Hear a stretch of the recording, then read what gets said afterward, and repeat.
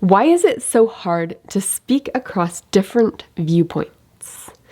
And I'm talking in part about political and religious viewpoints and that sort of thing.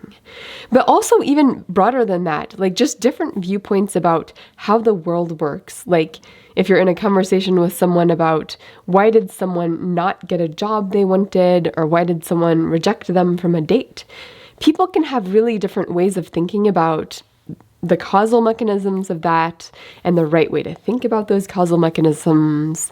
And I think speaking across difference has become harder in recent years, in part because I think the dynamics on social media and the way they sort of train our brains to react to people. So one of the things that has really helped me to think about this and to be more generous with people who perhaps have a weird reaction to my own views, or just the general situation when there's this hiccup, there's this whiplash in the conversation, and I'm like, what? So the idea of snap to grid thinking has really helped me think about this situation. And this first came up for me when I had this experience in conversation with a friend that was one of those whiplash sorts of experiences, where I said something a little bit offhanded. We were not having a philosophical conversation at all, but I said something about the value of community. And of course, when I think of community, I think of like Web 3.0 and campus communities on colleges and like family communities, neighbor communities. That's sort of what I'm thinking about when I think about that. But the reaction from this friend was sort of like a pause, very gently. It was almost like a confront me sort of situation. And she said, well, there are bad things about going back to the 1950s as well. And I was just like, what 1950s? What are you talking about? Like, this is a complete disconnect here. And to some degree, that experience felt like an exaggerated version of what happens a lot of times in conversation, where there's just clearly a disconnect between how you're thinking about certain words or certain concepts, certain values. And of course, I had a very negative reaction to that 1950s comment. And the conversation just moved on from there. I was sort of like, I'm not even going to defend myself. That would be like a bigger conversation to even try to figure out where did this misunderstanding happen. But since then, the notion of snap to grid has helped me be more generous toward her and has helped me really think better about how people think and about how I think. So first of all, what do I even mean by snap to grid thinking? Because I think sometimes when people hear this, they might think, oh, that's a bad thing to snap to grid. But this isn't a bad thing at all. I think this is just how the human brain works. Which is, and of course, snap to grid, you're thinking about, having your mouse on a computer screen where the mouse automatically jumps over to the grid. So that it's actually really hard to get to a place that's in between the grid lines because the programmers have designed it to be that way. And of course, when you're using these digital tools, sometimes you really want a snap to grid framework, and other times that's going to be a hindrance to what you're trying to do. And I think to some degree, that's actually also true about thinking and about communicating across difference. So first of all, how could snap to grid be a good thing? And I'd like to explain how I think about economics, because I teach economics at different levels. Like I teach freshmen their first economics course ever. And I teach seniors courses where we're being really creative with the ideas and we're sort of exploring the boundary of knowledge together. And obviously, those are going to be very different experiences. So I've started to think of the economics major as this snowflake building out the snowflake sort of situation, where in the intro to economics courses, I'm teaching students these concepts for the first time, like marginal thinking and opportunity cost and the ways that economists like to organize information into supply and demand curves, all of that kind of stuff. And the first time that students have ever seen that, it's actually kind of weird and disorienting, and it takes them a while to play around with those ideas to figure out, what does this even mean? Like, what is this line, and what is it not, and what's a misunderstanding? So I think of the Principles of Economics course as sort of getting the base part of this snowflake good enough so that students have a very rudimentary understanding of it. And that's a hard place to get to.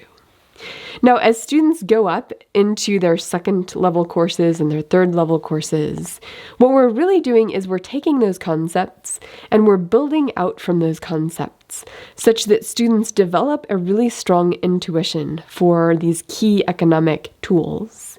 And they're able to apply those ideas in new scenarios. They're able to play around with the nuance of those ideas. And as they do that, it's really about building sort of connections between these different branches and sort of building out their understanding within this snowflake framework. And of course, the higher level you get with economics, the more you're sort of branching out from these core ideas. So is it bad or wrong that freshmen don't have this snowflake built out in the same way that seniors do? And of course it's not wrong. It's just like everybody has different things they think about. And people who are non-economists have built out and fleshed out entirely different snowflakes from my own snowflake. And of course we can learn from those snowflakes. So it's not bad or stupid or immoral to not have stuff built out in between these lines on the snowflake.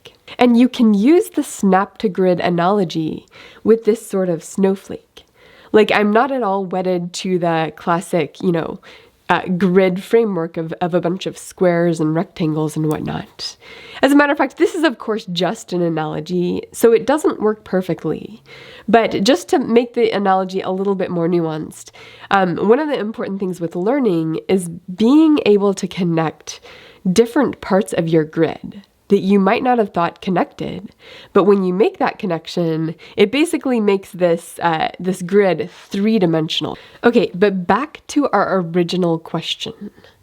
How can we use the idea of snap-to-grid thinking when we encounter these hiccups in conversation, where it's sort of this whiplash situation where it's like, what did they just say? And maybe that evokes some negative feelings in us. How can we use this concept? And I think it's helpful to think about an ideal version of one of these conversations across difference and a not so good version. In an ideal version of one of these conversations across difference, both people know and they're aware of the fact that they don't have the same grid. They've fleshed out different segments of their grid, and they both want to learn from each other about how the other one sees the world.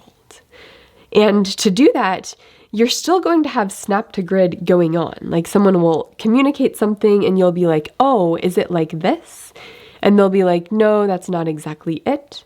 And you're sort of humble and you hold very lightly to your understanding of what they're saying, because you know from experience that it's actually really hard to build out your understanding. Like, it takes flexibility, it takes being willing to have them correct you, and you're like, oh, it's on a completely different section of your grid. That communication across difference is really about the two of you wanting to learn from each other and knowing that you have to learn using the grid system. Like, that's how you find each other's ideas on a map. It's just there also has to be this building out. So snap to grid, it's an amazing concept to help with that. However, I think it can also help when we find ourselves in situations that go wrong in conversation. And when that happens, I think there are a few traits that make these situations go wrong. And one of them is where there's non-mutuality, where the two people haven't really mutually agreed that they want to learn from each other. Like, maybe this conversation was about something that wasn't that deep, and someone didn't want to introduce a whole philosophical conversation. In which case, if you have one person who wants to go deep and learn across difference, and the other person just wants to talk about their day, that's a mismatch, and it's not a mutual conversation. And of course, the dance of conversation is really about figuring out what you both want from the conversation, giving a little, taking a little. It's this back and forth that's delicious. But that back and forth can go wrong if people don't establish this mutual space for that dance. And then another thing that can go wrong, of course, is when people are rigid in their thinking and don't realize that the two people have different places on their map fleshed out, and that you might be misunderstanding each other. And I think this can happen when someone is sort of on autopilot, and the easiest version of conversation is to assume that you have a shared understanding of any word or any concept that comes up. And if they disagree with the way you're characterizing their beliefs, if you sort of force your way of viewing things onto them and you're just sort of on autopilot, that can lead to misunderstanding as well. So a lot of this is about assumptions. Are you assuming that their grid is exactly like yours? Which is sometimes just a simplifying assumption just to make the conversation work. That can be a problem. And when I think about these assumptions and how to have better conversation, I think it does have to come through experience. Because I think the default way of just intuiting the world is that we intuit everybody has the same grid that we do. That's just an easy way to go through life. And if we haven't really wrestled with ideas that are not on our grid, and if we don't have the experience of other people's ideas challenging the way we've constructed our worldview, then that assumption is just going to be natural and intuitive, and it's going to be hard to move out of that assumption unless you have that experience of being like, oh, actually, a lot of times we're not talking about the same thing when we use the same words, or we might have a whole different context for those words. So that's something that needs to be gained from experience. And I think probably one of my biggest jobs as a professor is to teach students, or not teach them, to give them the experience of that shifting of their grid to account for perspectives they hadn't even considered before. And if I can develop a taste for them such that they love that experience, that's like the whole goal. And I will say, for me personally, building out my grid, like learning about ideas that are so different from how I thought before that they open my mind, that is like an addictive experience for me personally. Like, I get the biggest dopamine hit from that. And I'm not even kidding when I say addiction. Like, I will read books that are like poorly written and annoying, and that think in ways where I'm like, people who think like that in the real world, they're awful, and where the book makes me mad. But I know if there's this one idea that I hadn't considered in that way before, I get such a hit from that, like such a thrill from it. It's like, oh, that was so worth the rest of the book. And I mean, like every addiction out there, I have to make sure it doesn't negatively impact my relationships. So this channel is actually a really good outlet for me, because I can just totally geek out on this channel, and my friends and family don't have to deal with it.